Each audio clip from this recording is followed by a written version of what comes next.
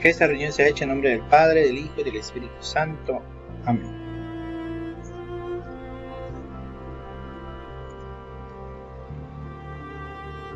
Ven a mí, Espíritu Santo, Espíritu de sabiduría. Dame mirada y oído interior para que no me apegue a las cosas materiales, sino que busque siempre las realidades del Espíritu. Ven a mí, Espíritu Santo, Espíritu de amor. Haz que mi corazón siempre sea capaz de amar más. Por Jesucristo nuestro Señor. Amén. Un breve repaso a las dos últimas preguntas que realizamos la semana pasada para empezar a continuar con el tema. Habíamos dicho que el obispo, mientras unge con el crisma la señal de la cruz, dice unas palabras a lo que nosotros habíamos llamado forma, ¿verdad? Esta forma son las palabras en que va a bendecir el obispo, ¿verdad? Y mientras hace la señal de la cruz y dice el nombre del confirmado, le pide a Dios el don del Espíritu Santo y el confirmado debe de responder amén. Eso es importante porque es parte de los ritos litúrgicos. Nosotros tenemos que estar bien conscientes de cada palabra que el obispo diga para nosotros a su vez contestarle.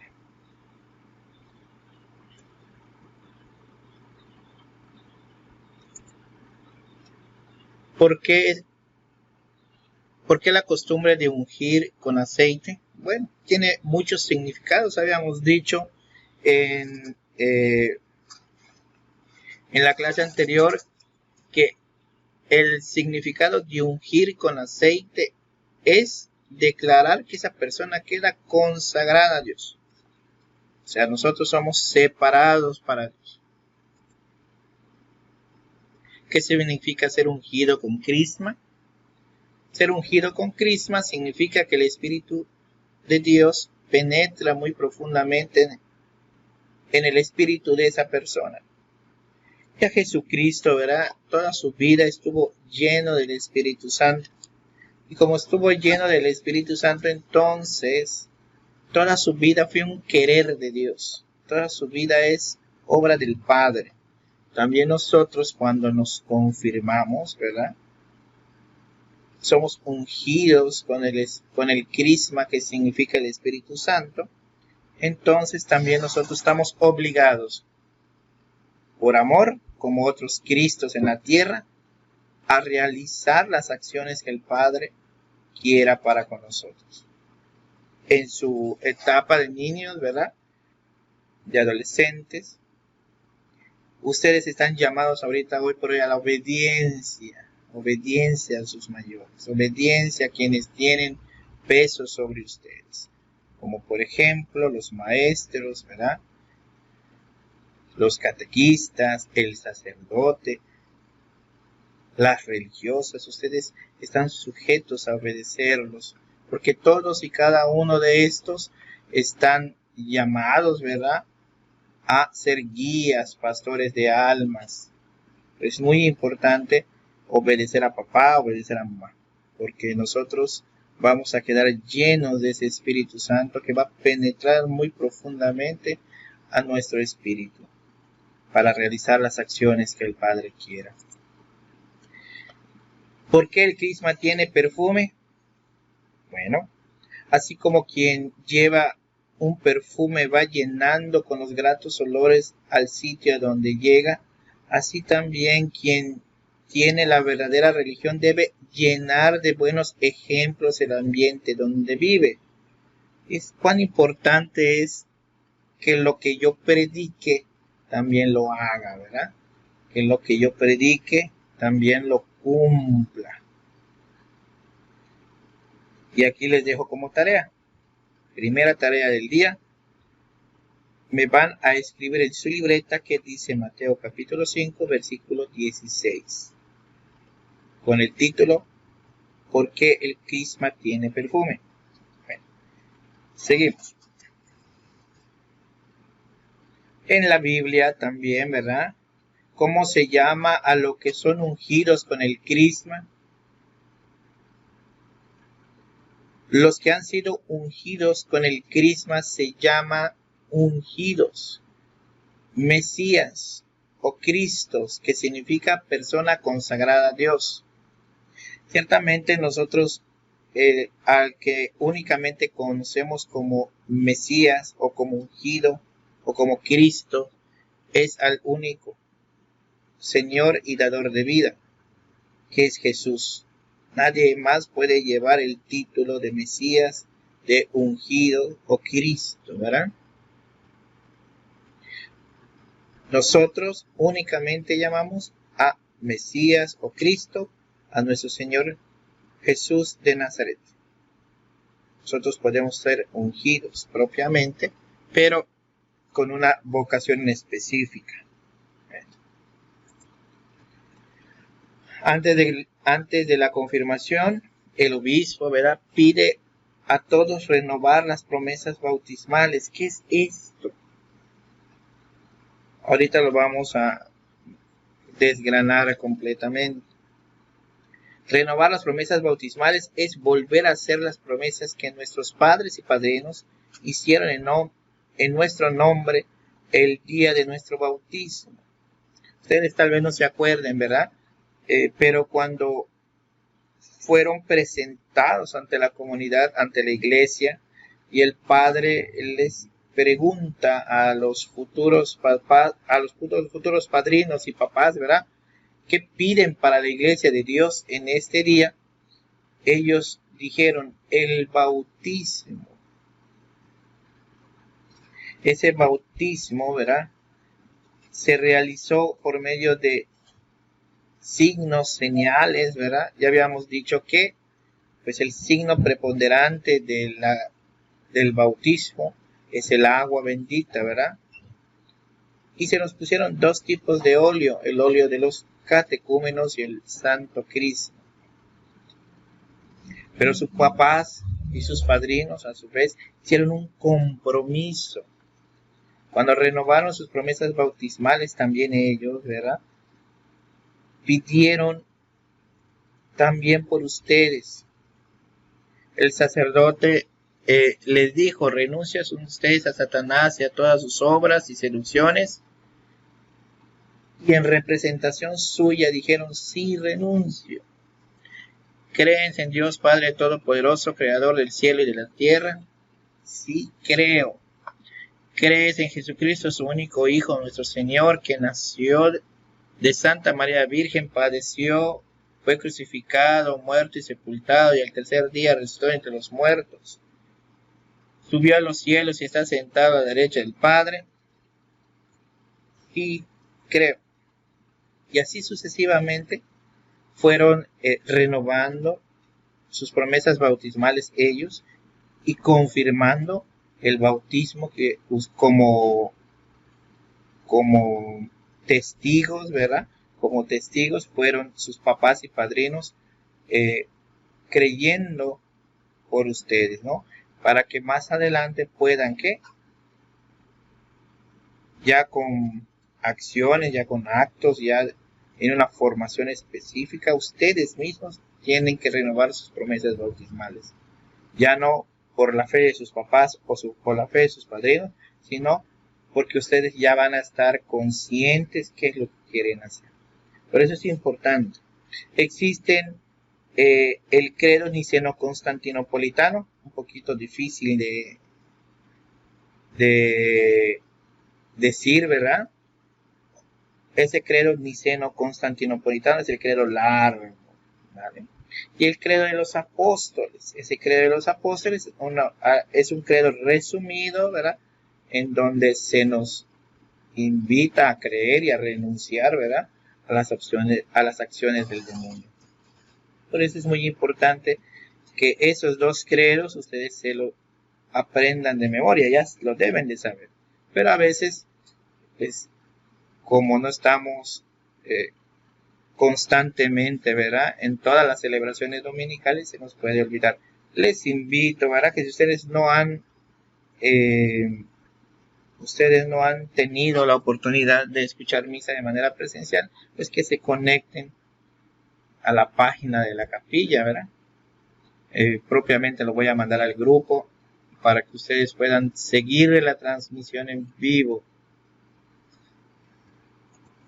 Bueno, ¿qué condiciones tenemos que tener para ser papás y padrinos de confirmación? Bueno, ustedes no, ¿verdad? Pero sus papás y sus padrinos tienen que tener una serie de requisitos, y es importante esto. Quien quiera ser padrino o madrina de confirmación, esa persona, ojalá que sea del mismo sexo, ¿verdad? ¿Por qué? Porque va a acompañar al confirmando mientras éste recibe el sacramento de la confirmación. Y como es padrino o madrina, dependiendo sea el caso, tiene unos deberes que cumplir. Esa persona va a ser aquella que te va a aconsejar en los momentos en donde haya alguna duda, en los momentos en que tengas una situación incómoda, o en esos momentos en donde necesites un consejo, y que tal vez con tus papás en ese momento no estén, ¿verdad? Y es esa persona que te va a ayudar. El padrino o madrina, si es bien escogido, puede ser muy útil en la vida del cristiano. Por eso es importante que si el confirmando es niño o joven, ¿verdad?, sea también una persona adulta, hombre, ¿verdad?, que lo acompañe. Si es una mujercita, si es una niña, que sea una mujer ya experimentada en ¿cómo se llama?, en los afanes de la vida, ¿verdad?, para que pueda orientarnos. Por eso los padrinos son a partir de los 30 años, que ya son padrinos, que ya tienen un estilo de vida, ¿verdad? La gran mayoría o son casados o son solteros. Y si son casados por la iglesia. Condiciones para ser padrino o madrina de confirmación. Así, cuando vamos a una escuela, ¿verdad, hijos? También nosotros tenemos que cubrir ciertas características, ¿verdad? Tenemos que haber cursado o tomado alguna formación previa. También cuando nosotros vamos a buscar un trabajo, ¿verdad?, pues vamos con una hoja de vida en donde resaltamos todo lo bueno, ¿verdad?, y también resaltamos todo lo que hemos hecho en nuestro diario caminar. Así también los padrinos deben de cumplir unas ciertas características. Bueno, el primero es el haber recibido ya todos los sacramentos. ¿Qué sacramentos van a recibir? Aquellos que son de iniciación cristiana: el bautismo, la confirmación y la primera comunión. Ningún padrino en un momento dado puede serlo si no tiene esos 3 sacramentos. Si ya tiene todos los sacramentos de iniciación cristiana, entonces sí puede ser padrino de confirmación. Tiene que ser buen cristiano. Para eso no serviría como padrino o madrina de confirmación una persona que no va a misa. Tiene que ser una persona de oración. Tiene que ser una persona con una espiritualidad ya firme. Tiene que ser una persona que asista a los sacramentos, que lo promueva inclusive, ¿verdad? Si esta persona no practica su religión o no la vive, o vive en mal estado, pues no puede ser padrino de confirmación. Eso es importante, niños, escoger. ¿Ya vieron a este niño cómo está? Está preguntándose quién podría ser mi padrino o quién podría ser mi madrina de confirmación. Bueno, pues más que ser un compadrazgo, ¿verdad?, que realmente sea un acompañamiento como padrino, que no solo me va a ayudar en el ámbito espiritual, sino también más adelante me puede ayudar como ser humano, más adelante me puede ayudar como persona, para llegar no solo a la casa del Padre, sino también, ¿por qué no?, en algunas comunidades el padrino es aquel que va orientando al neófito, así se dice en algunas comunidades, ¿verdad? Para que vaya siendo un hombre, una mujer, o llegue a ser un hombre, una mujer formado, completo.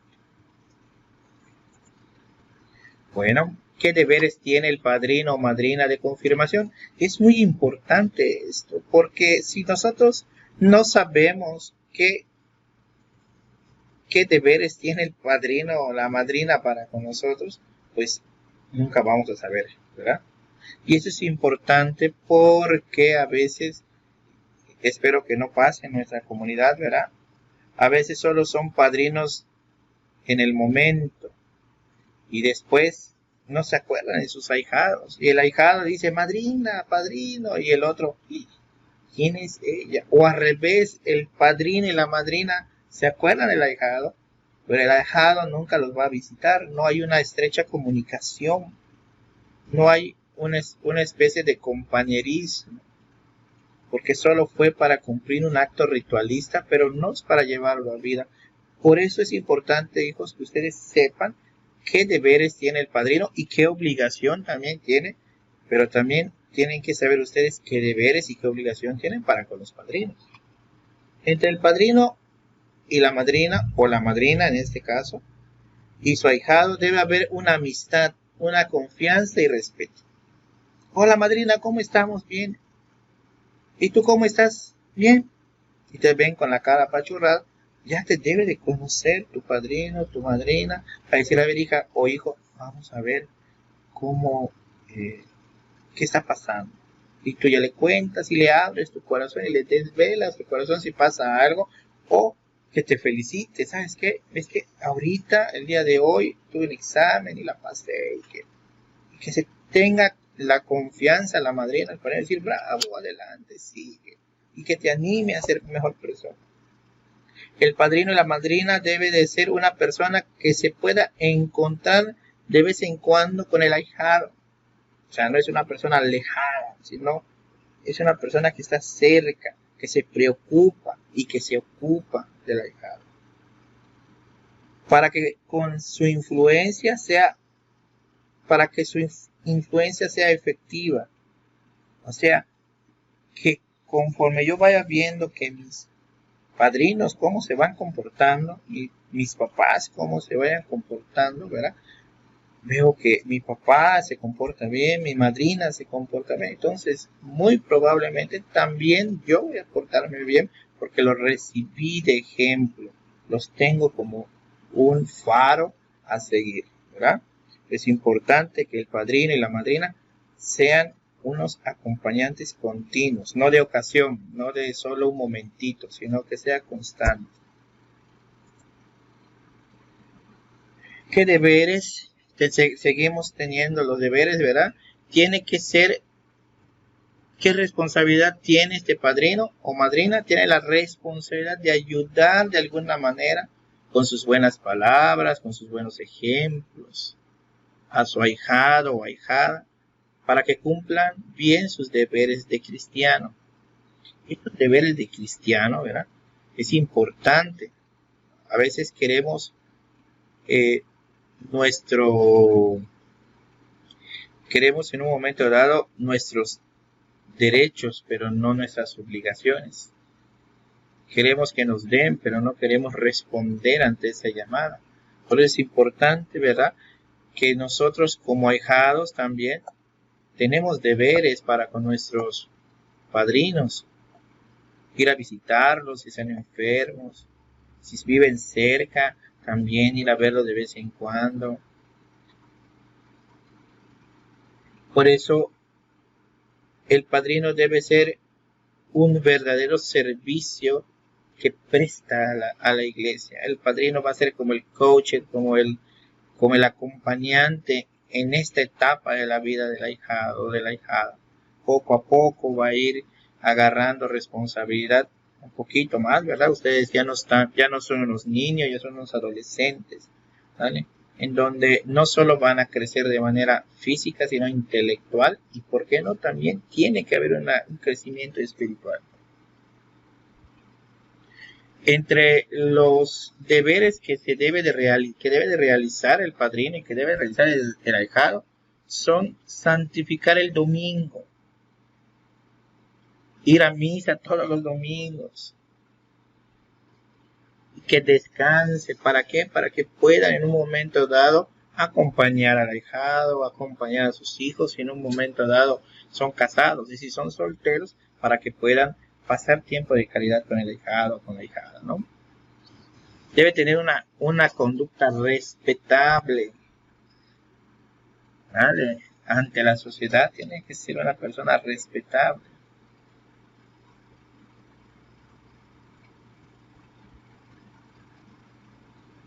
Ser caritativo y sobre todo defender la religión y propagarla. Esos son los deberes que tiene el padrino y la madrina de confirmación. Bueno, ¿quién es el ministro de la confirmación? El único que puede ministrar en la unión. Ahí está Pedro. Entonces, esos son los ministros cualificados, ¿verdad? Pero en ausencia de estos dos, puede ser cualquier sacerdote, delegado también del obispo. Por eso es importante conocer a nuestros pastores. Por eso es importante escuchar la voz de esto, ¿no? Monseñor Gustavo Vega, ¿verdad? Y el obispo auxiliar Pedro Mena son aquellos que nos van a estar guiando de manera constante para que junto con los sacerdotes, ¿verdad?, podamos llegar hacia la casa del Padre, podamos llegar a ser mejores cristianos. ¿Qué condiciones se necesita para ser confirmado? Y eso es importante porque ahora ya es ustedes junto con la iglesia. Ya habíamos hablado de los padrinos, de las madrinas, habíamos hablado quién puede en un momento dado administrar el sacramento. Ahora van ustedes para con Dios. Primero, para ser confirmado se necesita 4 condiciones. Primero, estar bautizado. Recordemos que el bautismo es la puerta de entrada para los demás sacramentos. Si yo no estoy bautizado, no puedo hacer los demás sacramentos. Segundo, estar en gracia de Dios, o sea, sin pecado mortal. Ya para eso va a haber un momento, ¿verdad, hijos?, en donde vamos a tener que juntarlos otra vez como lo hicimos en su primera comunión para que se confiesen, ¿verdad? Y puedan, limpiar ese espíritu, ¿verdad? Esa alma, limpiarla de todos los pecados mortales o veniales que tengamos, ¿verdad? Que el Espíritu Santo no viene a vivir a un alma donde habita el demonio, esté el pecado, ¿verdad?, o se encuentra el pecado mortal.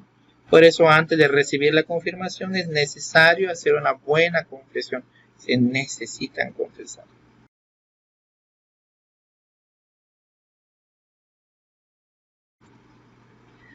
El tercero es tener una edad en que ya se pueda comprender qué es este sacramento.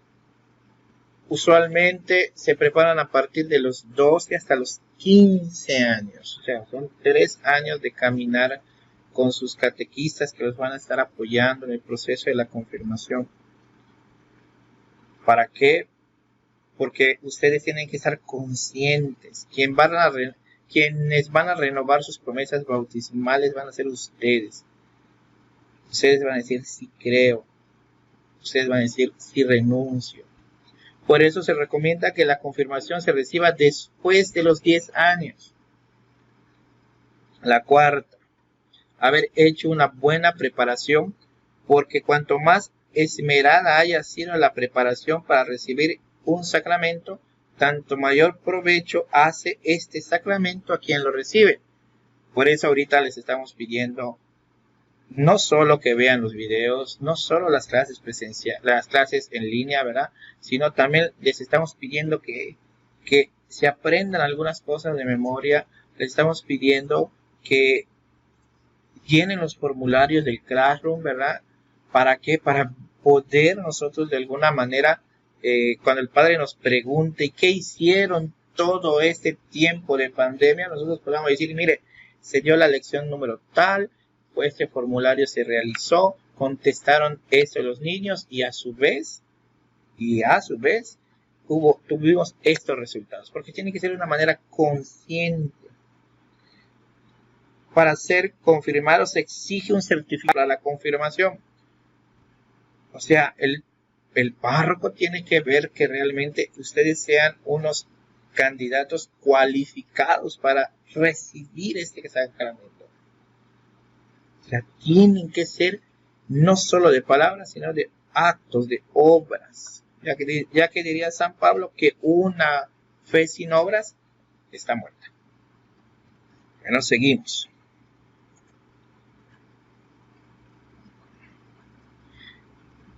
Ahora, ¿qué vamos a recibir? ¿Cuáles son los 3 favores que trae la confirmación a quien lo recibe? Ahora, estos sí son sus derechos, son sus regalos, ¿verdad? La confirmación trae 3 grandes favores a quien lo recibe. Primero, recibe el Espíritu Santo con todos sus dones y con todas sus gracias. Ojo, tarea número 2. Aquí me van a poner en su libreta cuántos y cuáles son los dones del Espíritu Santo, cuántos y cuáles son los frutos del Espíritu Santo. Eso va a ser como tarea, ¿verdad? Eso me lo van a entregar en el Classroom, me lo van a entregar en la plataforma, y aquellos que no puedan entregarlo en la plataforma del Classroom, por favor que me manden una fotito en el grupo. Segundo, un gran valor para ser testigos y buen cumplidor de la religión, aunque ello nos cueste molestias y sufrimientos. Es que cuando alguien ama a otra persona, ¿verdad?, se da por entero y le daña muchas veces que hable mal de ese ser amado. Si hablan mal de tu hermanito, ¿verdad?, que a veces te sientes mal y entonces vas y lo defiendes y dices, no, mi hermanito se porta bien, mi hermanito en un momento dado me ayuda. ¿Cuánto más con la religión, verdad? Si nosotros decimos que somos discípulos de Cristo, vamos también a dejarnos guiar por Él y defenderlo. Eso se llama ir contracorriente. Nosotros defendemos nuestra fe, nosotros defendemos lo que creemos y nosotros practicamos lo que predicamos, ¿verdad?